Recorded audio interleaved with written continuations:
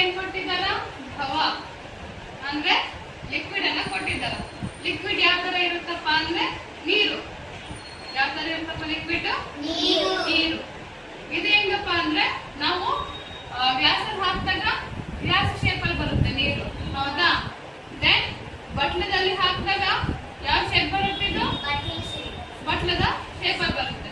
Next fridge ಅಲ್ಲಿ ಇಟ್ಟಾಗ ಯಾವ ತರ ಬರುತ್ತೆ? ಅಲ್ಲಿ ಐಸ್ ಕ್ಯೂಬ್ಸ್ ಚಿಕ್ಕ ಚಿಕ್ಕ ಸ್ಮಾಲ್ ಪೀಸಸ್ ಆಗಿ ಬರ್ತದೆ. ಸೊ ಇದಕ್ಕೆ ಡೆಫಿನೆಟ್ ಶೇಪ್ ಇಲ್ಲ, ಹೌದಾ?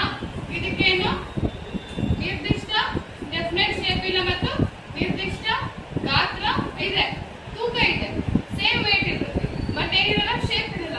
ಸೊ ಆಪ್ಷನ್ ಎ ನಿರ್ದಿಷ್ಟ ಗಾತ್ರವಿದೆ, ವೇಟ್ ಇದೆ, ಬಟ್ ಏನಿಲ್ಲ ಶೇಪ್ ಇಲ್ಲ. ಸೊ ಆಪ್ಷನ್ ಎ ನಿರ್ದಿಷ್ಟ ಗಾತ್ರವಿದೆ ಆದರೆ ನಿರ್ದಿಷ್ಟ ಆಕಾರವಿಲ್ಲ. 69ನೇ ಪ್ರಶ್ನೆ. ಎರಡು ಅಥವಾ ಹೆಚ್ಚು ಧಾತುಗಳು ರಾಸಾಯನಿಕವಾಗಿ ಸಂಯೋಜನೆ ಹೊಂದಿದಾಗ ಡ್ಯಾಶ್ ಉಂಟಾಗುತ್ತದೆ. ಆಪ್ಷನ್ ಎ ಧಾತು, ಆಪ್ಷನ್ ಬಿ ಮಿಶ್ರಣ, ಆಪ್ಷನ್ ಸಿ ಸಂಯುಕ್ತ ವಸ್ತು, ಆಪ್ಷನ್ ಡಿ ನೀರು. ಸೊ ಧಾತುಗಳು ಮತ್ತು ಅಧಾತುಗಳು ಏನಪ್ಪಾ ಅಂದ್ರೆ ರಾಸಾಯನಿಕವಾಗಿ ಯಾವುದು ನಿಶ್ಚಿತ ಅನುಪಾತದಲ್ಲಿ ಏನ್ ಮಾಡ್ತಾವ? ಅವು ಹೊಸ ಗುಣಲಕ್ಷಣಗಳನ್ನು ಹೊಂದಿರ್ತಾವ. ಸೊ ಅಲ್ಲಿ ಏನ್ ಕ್ರಿಯೇಷನ್ ಆಗುತ್ತೆ? ಸಂಯುಕ್ತ ವಸ್ತು ಅಂತ ಹೇಳಿ ಅಲ್ಲಿ ಹೊಸ ಗುಣಲಕ್ಷಣ ಉಂಟಾಗುತ್ತದೆ. ಸೊ ಇದಕ್ಕೆ ಸರಿಯಾದ ಉದಾಹರಣೆ ಯಾವ್ದಪ್ಪ ಅಂದ್ರೆ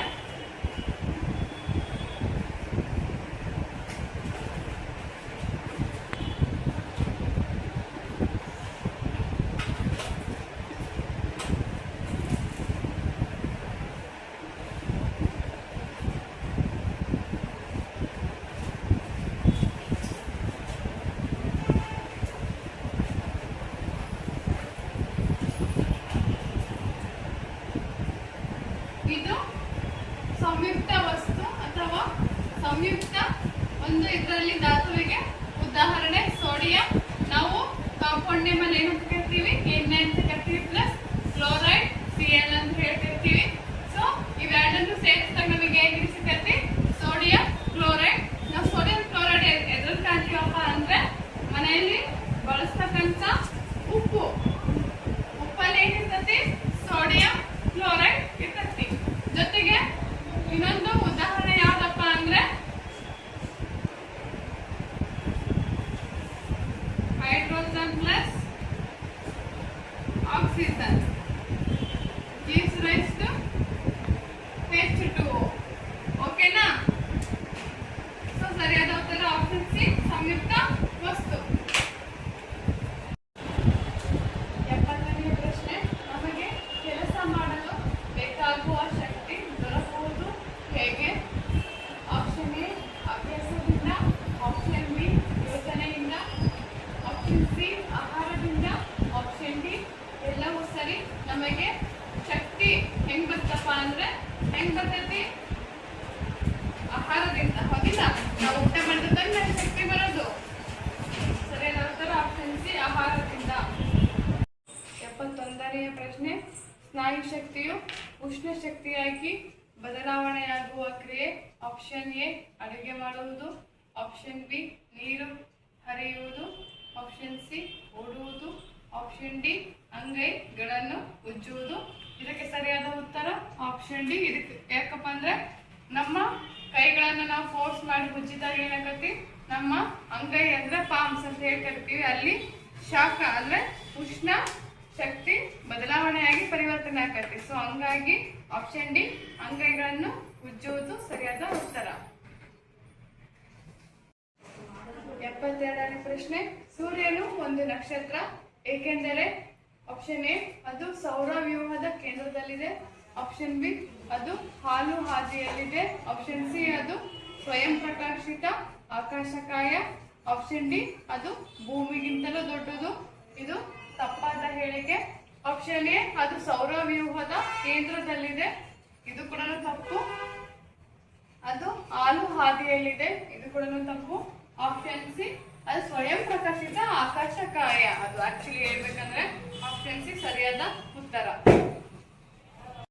73ನೇ ಪ್ರಶ್ನೆ. ಸರಿ ಇರದ ಜೋಡಿಯನ್ನು ಆಯ್ಕೆ ಮಾಡಿ ಅಂತ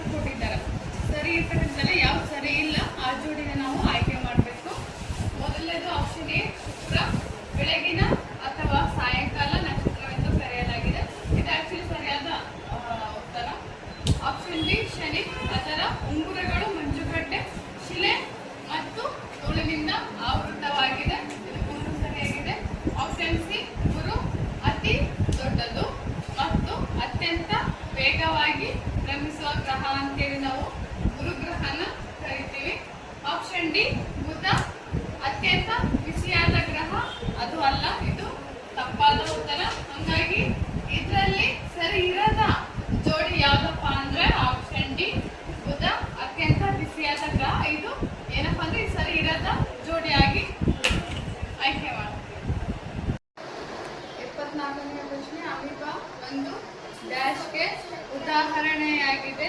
ಆಪ್ಷನ್ ಎ ಬಹುಕೋಶ ಜೀವಿಗಳು, ಆಪ್ಷನ್ ಬಿ ಏಕಕೋಶ ಜೀವಿಗಳು, ಆಪ್ಷನ್ ಸಿ ಭೂವಾಸಿ ಜೀವಿಗಳು, ಆಪ್ಷನ್ ಡಿ ಜಲವಾಸಿ ಜೀವಿಗಳು. ಅಮೀಬಾ ಅದಕ್ಕೆ ಡಿಫ್ರೆಂಟ್ ಶೇಪ್ ಇರಲ್ಲ, ಬಟ್ ಅದು ನಾವು ಏಕಕೋಶ ಜೀವಿ ಅಂತಾನೆ ಕರಿತೀವಿ.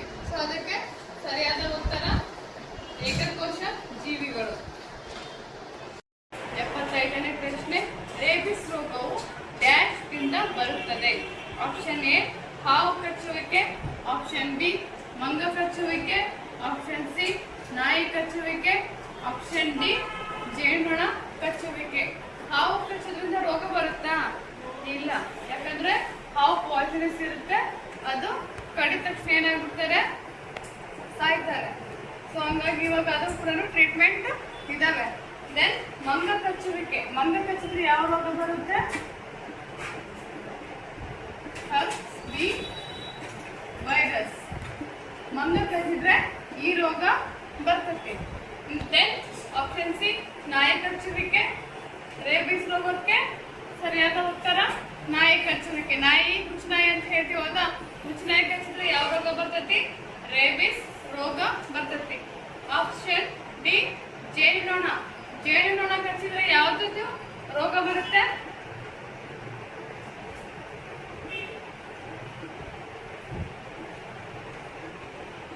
ಅನಾಫಿಲಾಸಿಸ್. ಜೇನುನೊಣ ಕಚ್ಚಿದ್ರೆ ಯಾವ ರೋಗ ಬರ್ತೈತಿ? ಅನಾಫಿಲಾಸಿಸ್ ಎಂಬ ರೋಗ ಬರ್ತೈತಿ. ಸೊ ರೇಬಿಸ್ ರೋಗಕ್ಕೆ ಸರಿಯಾದ ಉತ್ತರ ಯಾವುದು? ಆಪ್ಷನ್ ಸಿ ನಾಯಿ ಕಚ್ಚುವಿಕೆ. 76ನೇ ಪ್ರಶ್ನೆ, ಕೃಷಿ ತ್ಯಾಜ್ಯಗಳು ಸಸ್ಯದ ಆವೇಶಗಳು ಮತ್ತು ಪ್ರಾಣಿಗಳ ಸಗಣಿಯನ್ನು ವಾಯುವಿನ ಸಂಪರ್ಕವಿಲ್ಲದೆ ಕೊಳೆಯಿಸಿ ಉಂಟಾಗುವ ಅಂತ ಹೇಳ್ಕೊಟ್ಟಿದ್ದಾರೆ ಪ್ರಶ್ನೆ. ಆಪ್ಷನ್ ಎ ರಾಸಾಯನಿಕ ಅನಿಲ, ಆಪ್ಷನ್ ಬಿ ಇಂಧನ ಅನಿಲ, ಆಪ್ಷನ್ ಸಿ ಸೌರ ಅನಿಲ, ಆಪ್ಷನ್ ಡಿ ಜೈವಿಕ ಅನಿಲ. ಇದಕ್ಕೆ ಸರಿಯಾದ ಉತ್ತರ ಯಾವ್ದಪ್ಪ ಅಂದ್ರೆ ಆಪ್ಷನ್ ಡಿ ಜೈವಿಕ ಅನಿಲ ಇದಕ್ಕೆ ಸರಿಯಾದ ಉತ್ತರ.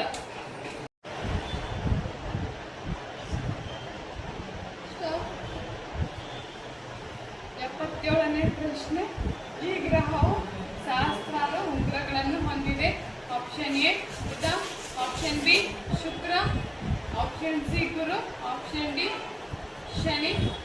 ಶನಿ ಸರಿಯಾದ ಉತ್ತರ. ಯಾಕಪ್ಪ ಅಂದ್ರೆ ಉಂಗುರಗಳು ಹೊಂದಿರತಕ್ಕಂಥ ಗ್ರಹ ಯಾವ್ದಪ್ಪ ಅಂದ್ರೆ ಶನಿ ಗ್ರಹ. ಸೊ ಹಂಗಾಗಿ ಶನಿ ಸರಿಯಾದ ಉತ್ತರ. 78ನೇ ಪ್ರಶ್ನೆ, ಸಾಂದ್ರತೆಯ ಅಂತಾರಾಷ್ಟ್ರೀಯ ಮಾನ ಅಂದ್ರೆ SI unit of density. Option A kilometre per hour, option B kilogram per cubic metre, option C square kilometre, option D gram per cubic centimetre. ಇದು ಸರಿಯಾದ ಉತ್ತರ ಯಾವ್ದಪ್ಪ ಅಂದ್ರೆ ಕಿಲೋಗ್ರಾಮ್ ಪರ್ ಕ್ಯೂಬಿಕ್ ಮೀಟರ್. ಇದಕ್ಕೆ ಸರಿಯಾದ ಉತ್ತರ SI = kg per cubic meter. 79ನೇ ಪ್ರಶ್ನೆ, ನೀರಿನ ಅಂಶವಿರುವ ಆಹಾರ. ಆಪ್ಷನ್ ಎ ಶೇಂಗಾ, ಆಪ್ಷನ್ ಬಿ ಕುಂಬಳಕಾಯಿ, ಆಪ್ಷನ್ ಸಿ ಎಳ್ಳು, ಆಪ್ಷನ್ ಡಿ ಹಲಸಂದೆ. ಶೇಂಗಾ ಇದನ್ನ ನಾವು ಎಣ್ಣೆಯಾಗಿ ಮಾಡ್ತೀವಿ, ಹೌದಾ? ಸೊ ಎಳ್ಳು ಎಣ್ಣೆಯಾಗಿ ಇದು ಕನ್ವರ್ಟ್ ಮಾಡ್ತೀವಿ, ಹೌದಾ? ಎಳ್ಳೆಣ್ಣೆ ಶೇಂಗಾ ಎಣ್ಣೆ ಅಂತ ಕರಿತಿದ್ದಾನೆ. ಹಂಗೆ ಹಲಸಂದೆ ಕೂಡ ಬರೋದಿಲ್ಲ. ಇದು ಸರಿಯಾದ ಉತ್ತರ ಕುಂಬಳಕಾಯಿಯಲ್ಲಿ ನೀರಿನ ಅಂಶ ಇರ್ತದೆ. ಸೊ ಹಂಗಾಗಿ ಸರಿಯಾದ ಉತ್ತರ ಆಪ್ಷನ್ ಬಿ ಕುಂಬಳಕಾಯಿ.